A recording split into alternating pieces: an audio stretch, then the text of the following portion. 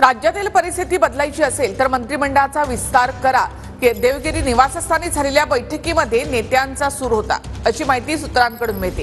राष्ट्रवादी, भाजप आणि शिंदे गटासोबत चर्चा करणार आहे अशी माहिती मिळते. तर आता मंत्रिमंडळ विस्तार करावाच लागेल असं संजय शिरसाट यांनी म्हटलं आहे.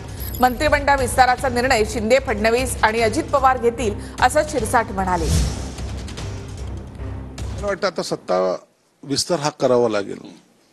म्हणजे हे मंत्रिपद कुणाला मिळेल यासाठी मी बोलत नाही, परंतु तुम्हाला मंत्रिमंडळाचा विस्तार करावाच लागेल आणि याचा निर्णय शिंदे साहेब घेतील, दोन्ही उपमुख्यमंत्री घेतील.